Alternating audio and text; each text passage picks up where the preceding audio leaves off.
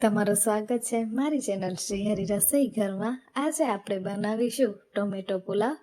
તો ટોમેટો પુલાવ બનાવવા માટે સૌ પ્રથમ મેં અહીંયા 1 કપ ભરી અને ભાતને લઈ લીધા છે। તેને આપણે 2 વખત સારી રીતે ચોખ્ખા પાણી વડે ધોઈ અને પલળવા માટે મૂકી દઈશું।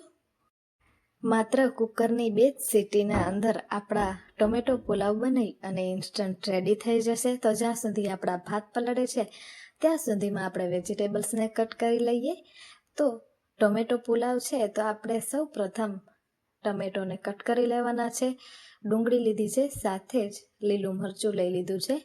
તો અહીંયા આપણે ટમેટાના પતલા પતલા પીસીસ કટ કરી લેવાના છે। બહુ જ સરળ અને સિમ્પલ રીતે બની અને તૈયાર થઈ જતી આ રેસ્ટોરન્ટ સ્ટાઇલ ડીશ એક વખત જરૂરથી ટ્રાય કરજો। ખૂબ જ ઓછી મહેનતમાં બની અને રેડી પણ થઈ જાય છે।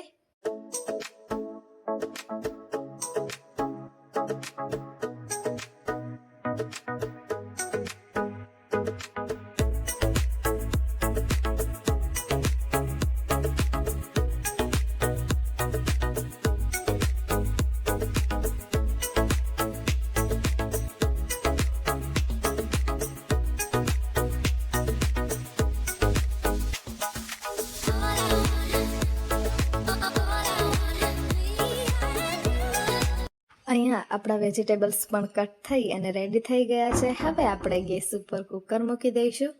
ત્યારબાદ આપણે તેની અંદર તેલ એડ કરી દઈશું। તેલ ગરમ થાય એટલે આપણે ગરમ મસાલા એડ કરી દઈશું। મરી, લવિંગ, તમાલપત્ર, 1 તેજનો ટુકડો, 2 થી 3 એલચી, 1 કાળી એલચી અને જાવિત્રી એડ કરી દઈશું। ત્યારબાદ આપણે તેની અંદર ડુંગળી એડ કરી દેવાની છે। હવે આપણે સારી રીતે તેને સાતળી લઈશું। ડુંગળી સારી રીતે સતળાઈ જાય ત્યારબાદ આપણે તેની અંદર વાટેલા આદુ અને મરચાંની પેસ્ટ એડ કરી દઈશું। સાથે જ લીલા મરચાં એડ કરી દઈશું। તો અહીંયા આપણી ડુંગળી સારી રીતે સતળાઈ ગઈ છે। હવે આપણે તેની અંદર ટમેટા એડ કરી દઈશું।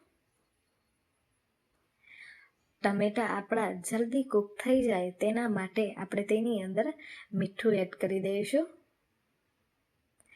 મીઠું અહીંયા સ્વાદ પ્રમાણે એડ કરી અને સારી રીતે આપણે ટમેટાને કૂક થવા દેવાના છે।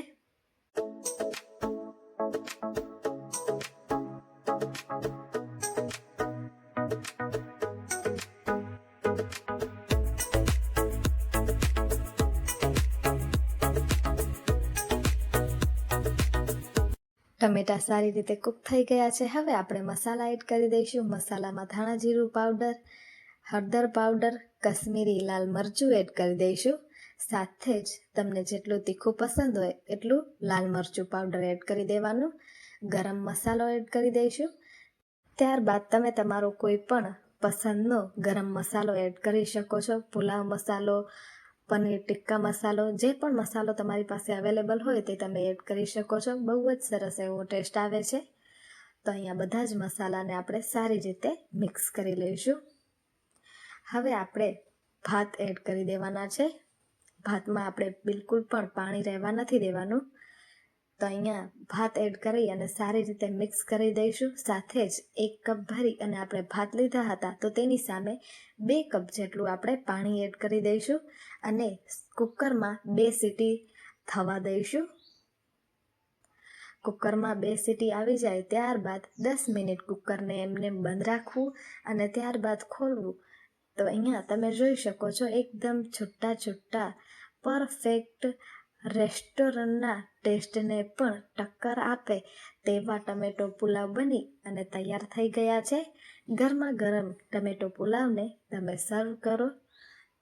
તો ઇન્સ્ટન્ટ કુકરમાં બનતા ટમેટો પુલાવની રેસિપી તમને કેવી લાગી એ મને જરૂરથી જણાવજો। આજ માટે આટલું જ। ફરી મળીશું નવી રેસિપી સાથે।